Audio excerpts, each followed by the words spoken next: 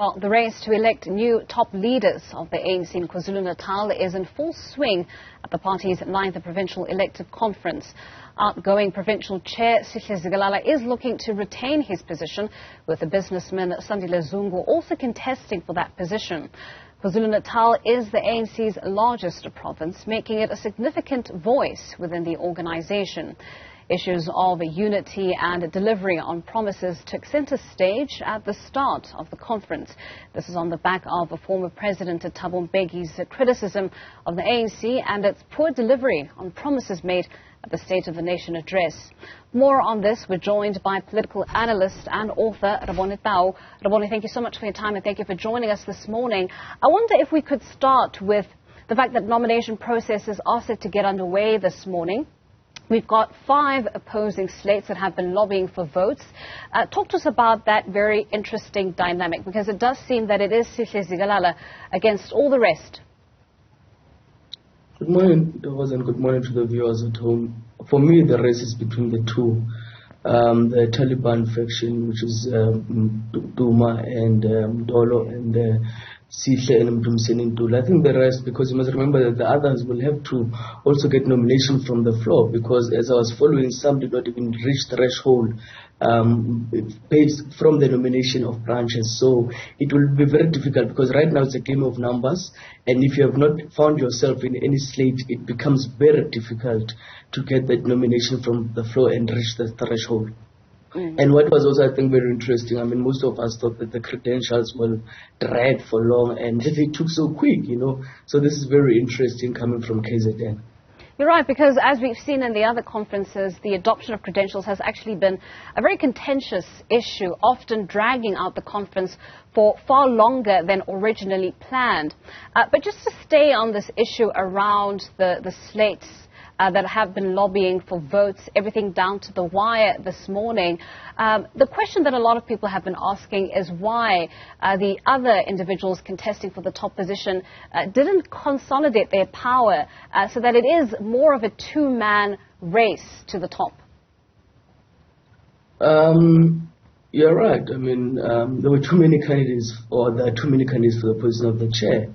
And I think this is also based on what has been happening in KwaZulu-Natal province over the past few months, or over the past year, the arrest of the former President Zuma, where we could see that some of the branch members were not happy with how the outgoing PEC had dealt with the matter of former President Zuma, where some would even call them as sellouts, So I think some saw an opportunity to contest this conference, but obviously, as I say, that if you're not able to engage with other regions, especially going to the provincial conference, it becomes very difficult, because you'll also need a buy-in of other regions and hear what other regions are also offering on the table, because there will be a negotiation of numbers. But I think because of what has been happening over the past year in KwaZulu-Natal has made it easy for other people to say, well, we are also available, we can also lead the ANC in this province. On issues of, gender parity, female representation, we had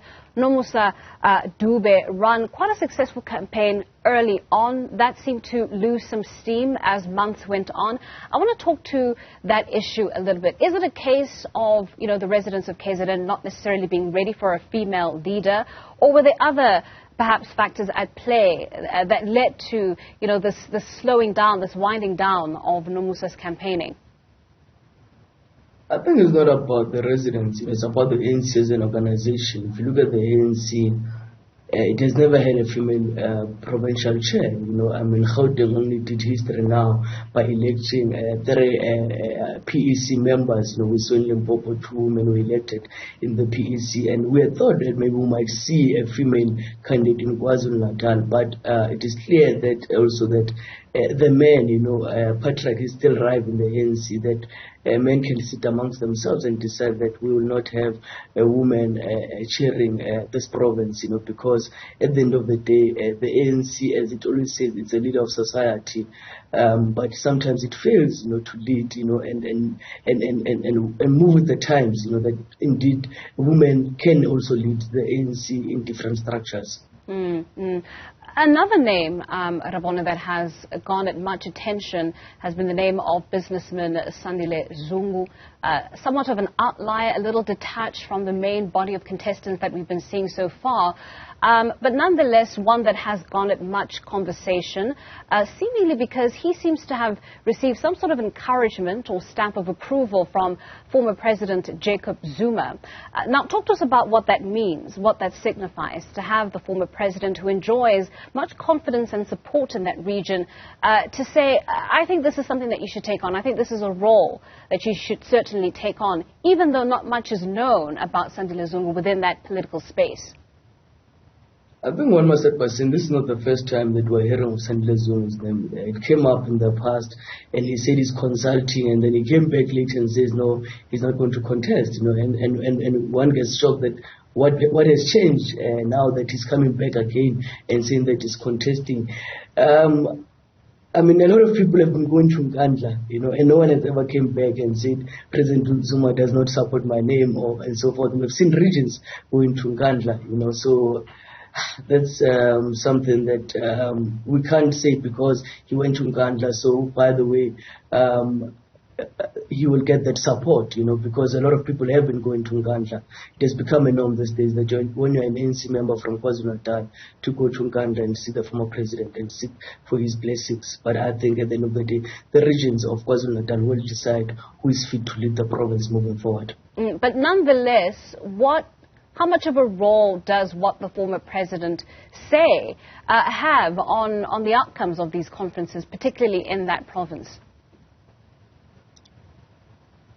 I mean, if we also look at history, when Mdumiseni asked members of the ANC to sing an ANC song as the acting SG, Paul Mashatile, was taking the podium, the song Wenzenu Zuma, and that shows you that within KwaZulu-Natal, the former president still enjoys support, he's still loved by members of the ANC, and not only in KwaZulu-Natal, but also we can go back to Gauteng, the most recent conference, that it was also shocking to see videos of delegates singing the song Wenzenu Zuma, when we know that historically in the past, Gauteng was a no-go area for the former president.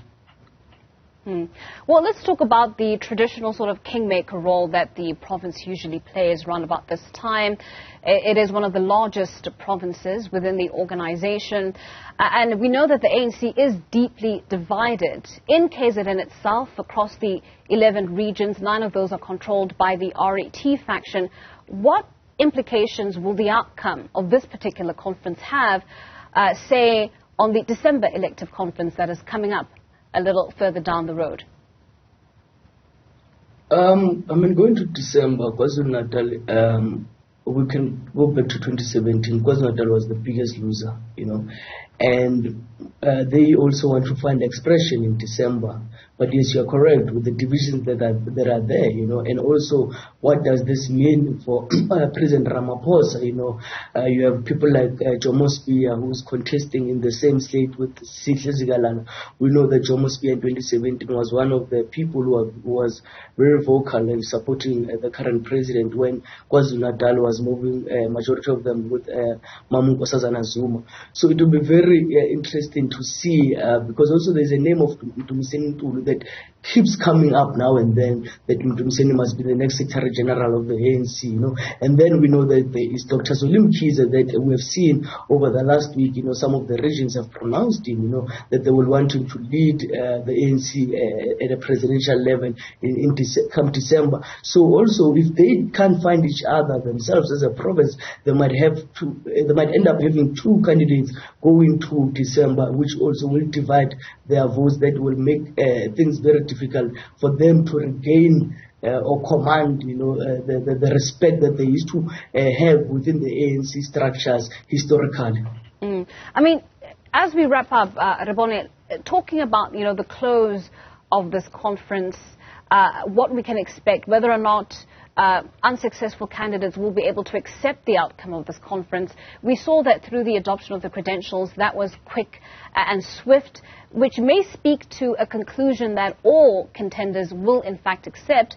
But at the same time, we've got 5 opposing slates. We've got so many names up in the air contesting for this position. What do you think will be the outcome? And do you think this will likely be an accepted outcome by all those delegates?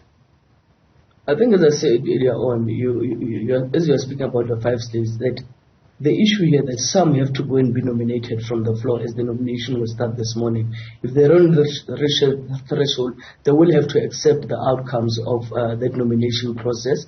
But the race, as I'm saying, that is between the 2 slates, the Mdumiseni slate and the Mdolo slate, So at the end of the day, and also how credentials were quickly accepted, that seems that both factions are confident that they are going to win this conference, because the only time when there will delay is when the other faction is not certain that they will win the conference, and they will just want to prolong and problematize the process. All right, Rebone, thank you so much for your time and for sharing your insights with us here on the Weekend Report. That was author and political analyst Rebone Tau, helping us to make sense of the 9th ANC elective conference out in KwaZulu-Natal.